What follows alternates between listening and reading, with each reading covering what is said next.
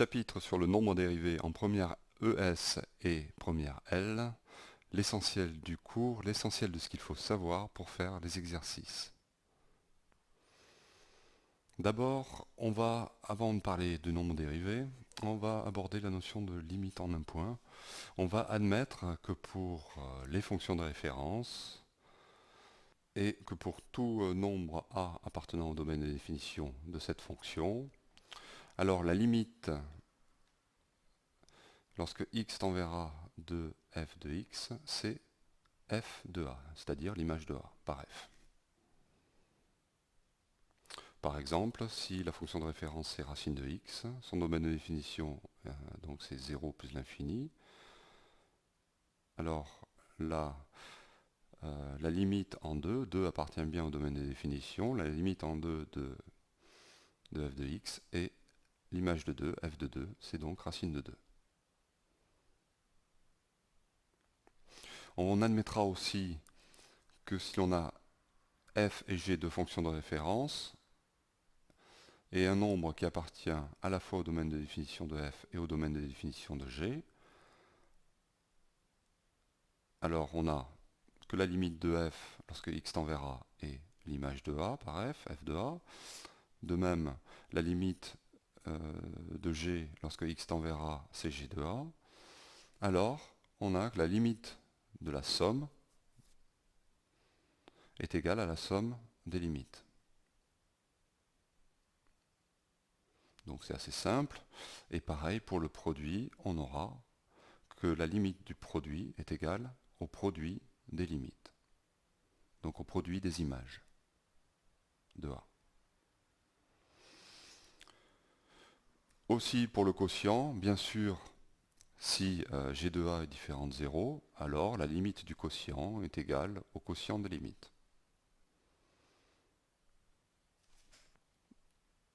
Donc vous voyez, rien de compliqué jusque-là.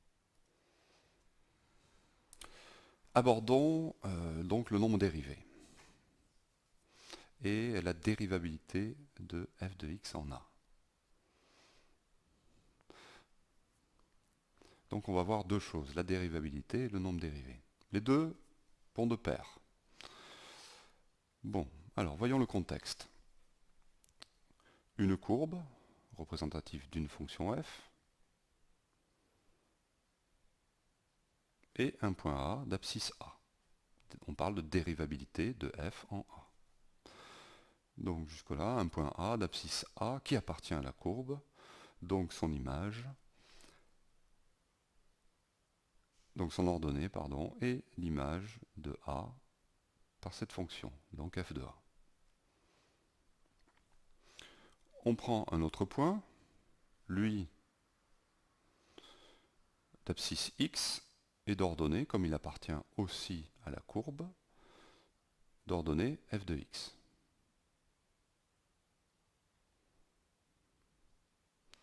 Et que va-t-il se passer si, que se passe-t-il si x se rapproche de A? Eh bien, m va se rapprocher du point A en suivant la courbe. Maintenant, si on remplace x par a plus h, donc x est égal à a plus h, on peut aussi écrire que h est égal à x moins a. Alors si x tend vers a, qu'est-ce qui se passe pour h?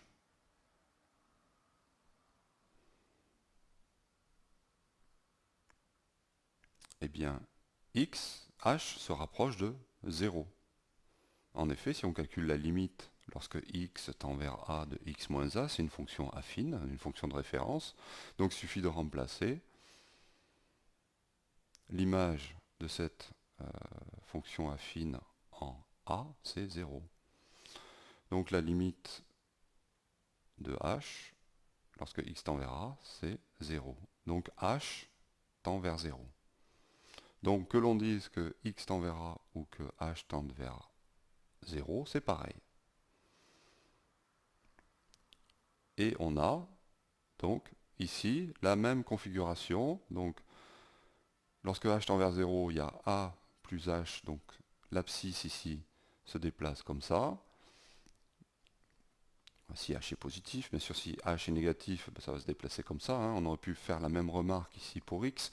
X pourrait être de ce côté, c'est pareil. Donc, et m, donc si h tend vers 0, ceci se rapproche de a, et le point M se rapproche du point A. Donc on a la même chose. Que l'on considère X ou que l'on considère A plus H. Alors, parlons du taux d'accroissement entre deux points. Et ici, en l'occurrence, entre les points A et M. On connaît ce taux d'accroissement, on sait ce que c'est. Un taux, donc c'est un quotient. Alors, c'est le quotient de quoi? Dans le cas général, on peut faire le taux d'accroissement entre deux points quelconques du plan.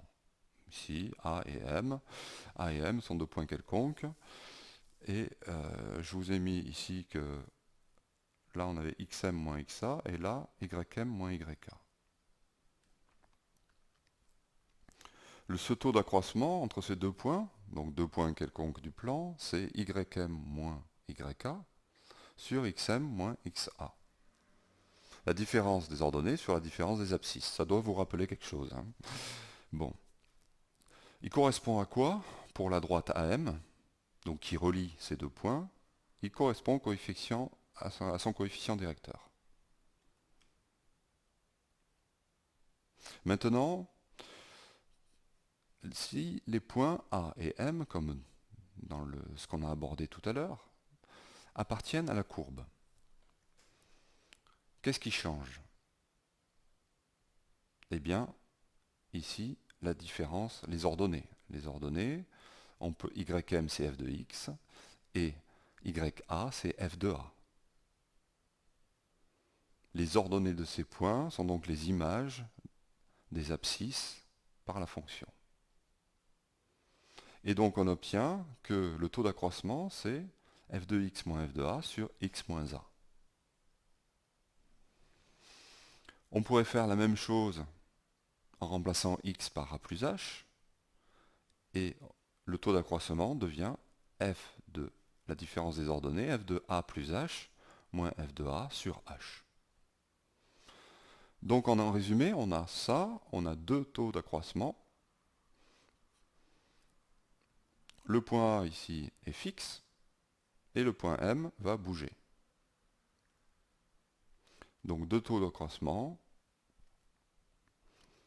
Tout dépend si on considère le x qui tend vers A ou le h qui tend vers 0.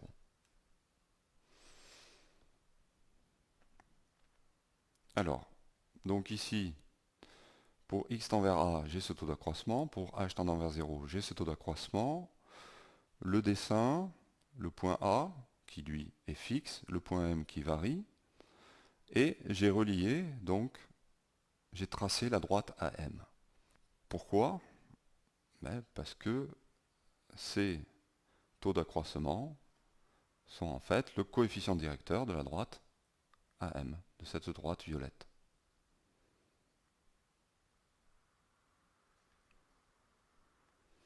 Si M se rapproche de A, qu'est-ce qu'on a? On observe que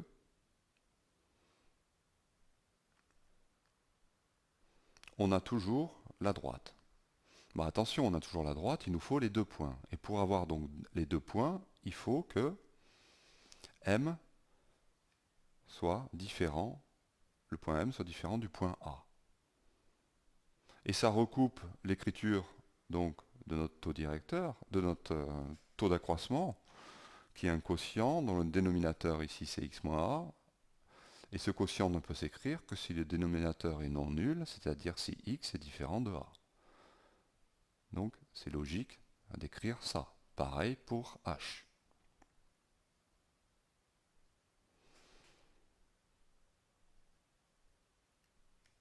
Donc m se rapproche de a, encore. Et qu'est-ce qui va se passer lorsque m sera très proche de a? Que va devenir notre taux d'accroissement ici? Et que va devenir notre coefficient, donc le taux d'accroissement, ou notre coefficient directeur pour la droite AM. Donc si on peut calculer la limite, c'est-à-dire si la limite existe et que c'est un nombre fini, parce qu'elle pourrait être infinie, donc si c'est un nombre fini, alors on va pouvoir parler de dérivabilité de f en a.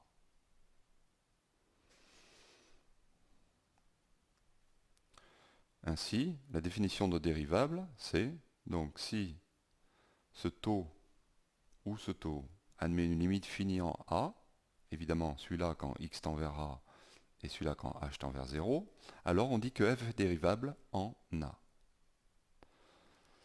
Et cette limite s'appelle le nombre dérivé en a.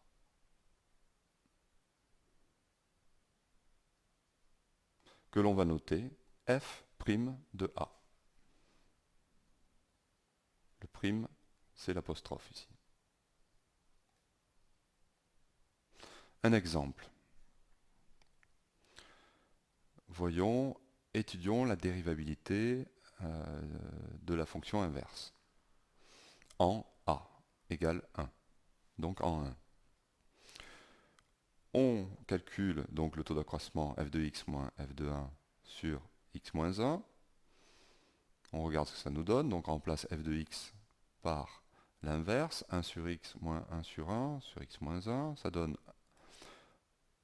pour traiter ça, il faut mettre sous le même dénominateur. Donc on met sous le même dénominateur, ça fait 1 moins x sur x moins 1. Le grand trait de fraction est ici. Donc attention à respecter. Donc c'est ça divisé par x moins 1. Donc c'est ça multiplié par l'inverse de x moins 1, 1 sur x moins 1, que j'ai écrit ici. Donc on peut simplifier, en faisant attention que ça, c'est l'opposé de ça. Donc du coup, il reste moins 1 sur x. Donc on obtient que ça, c'est moins 1 sur x. Maintenant, il ne reste plus qu'à vérifier que la limite,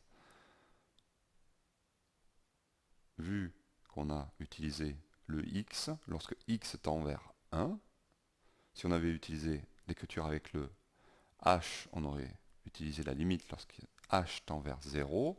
Ici, donc, on va regarder la limite lorsque x tend vers 1 de ça. Alors, la limite, c'est composé de quoi? C'est un quotient. Le quotient de quoi? De la limite, donc de moins 1, c'est une constante, donc ça reste moins 1. La limite de x, qui est une fonction de référence, et c'est la limite de x en 1, ben c'est 1, hein, puis de toute façon c'est écrit là. Rien de bien compliqué. On a vu donc une propriété qui disait qu'on pouvait faire le quotient des deux. Donc la limite de notre taux d'accroissement est égale à la limite de moins 1 sur x, qui est le quotient des deux, c'est-à-dire moins 1 sur 1, soit moins 1. Donc on a trouvé une limite finie. Ça veut dire que la fonction est dérivable en 1, la fonction inverse est dérivable en 1, et que son nombre dérivé, c'est moins 1. Voilà.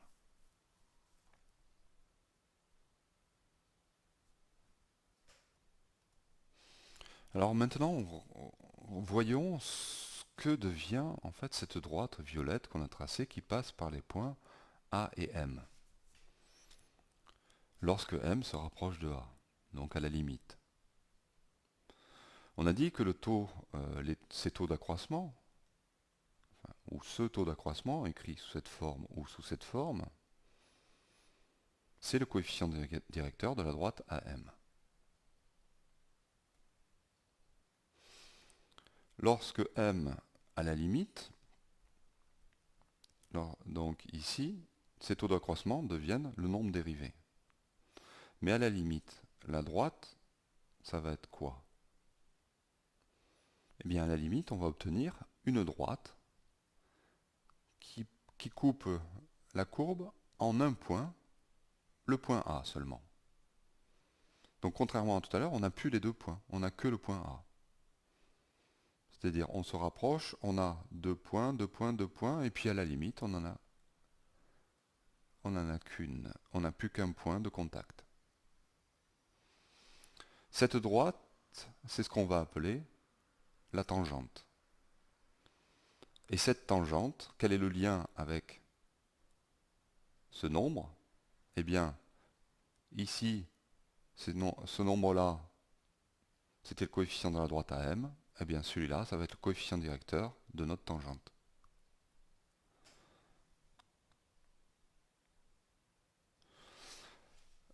Ainsi, on peut dire que la droite AM tend vers une position limite donnée par la droite passant par A et de coefficient directeur f' de A, que l'on appelle tangente à la courbe représentative de f en A. Donc, il y a deux choses qu'il faut retenir pour une tangente. La tangente est définie de cette façon suivante. Donc, c'est la droite, il n'y en a qu'une, qui passe par le point A. Et, deuxième caractéristique, son coefficient directeur, c'est le nombre dérivé en A. Voilà ce qu'il faut retenir pour la tangente.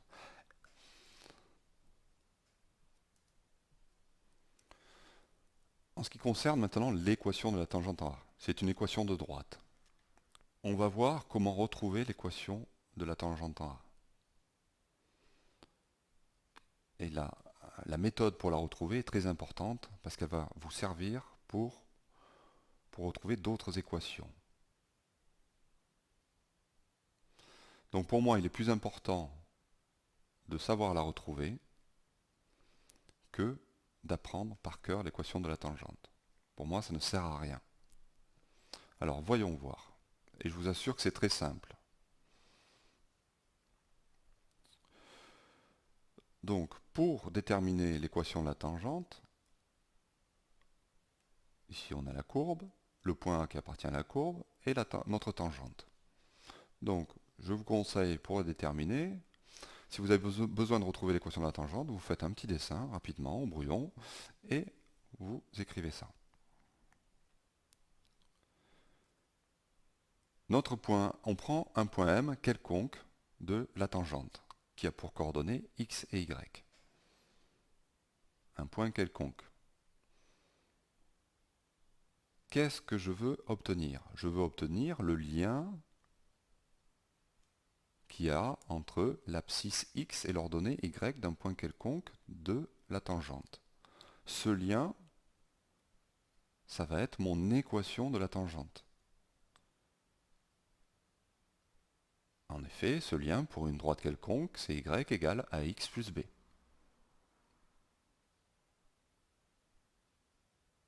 Donc voyons comment on va obtenir ce lien.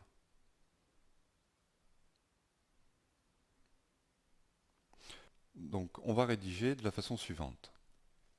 M de coordonnées xy appartient à la tangente équivaut à quoi? On voit bien qu'on cherche la relation entre x et y ici. Équivaut à quoi?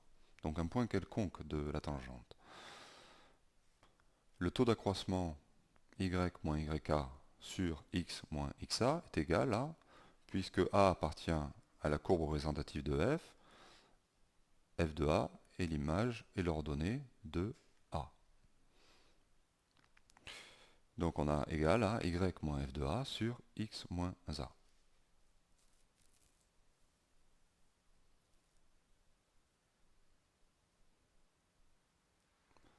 Et le taux d'accroissement, on a dit que c'était ici, là, f' de a. Le taux d'accroissement pour une droite, puisque c'est bien une droite, le taux d'accroissement, c'est le coefficient directeur. Et c'est f' de a. Donc on peut écrire ceci. Bien, mais voilà. Une fois qu'on a écrit ça, voilà, on a le lien entre y et x, donc on a l'équation de la tangente en a. Sauf qu'on ne l'a pas écrite sous la forme y est égal à mx plus p, puisque ça, c'est la forme réduite.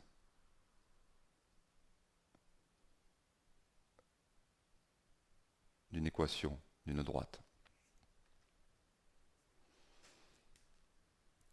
Mais on peut y arriver, évidemment, il suffit de transformer cette écriture pour arriver à la forme réduite.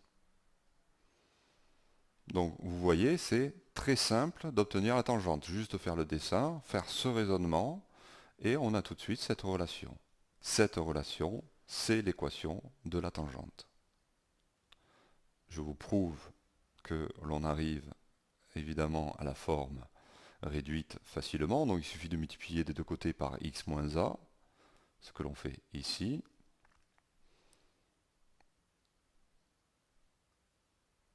Là, on fait plus f de a des deux côtés. Donc ça fait y égale ceci. Voilà la forme que l'on vous donne dans les livres ou que votre professeur vous a certainement donné. Et encore une fois, pas besoin de l'apprendre par cœur. Apprenez le raisonnement qui vous amène ici. Et pour passer de là à la forme réduite, il n'y a pas de difficulté. Ça se fait même de tête.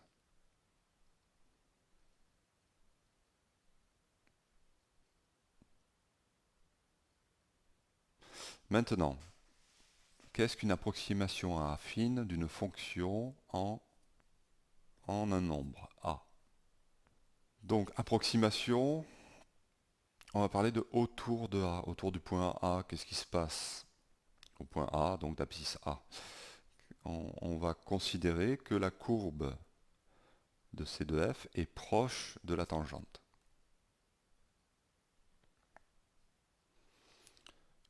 Donc pour un x, un point M d'abscisse x d'ordonnée f de x, on imagine qu'on est proche ici, dans ce rectangle.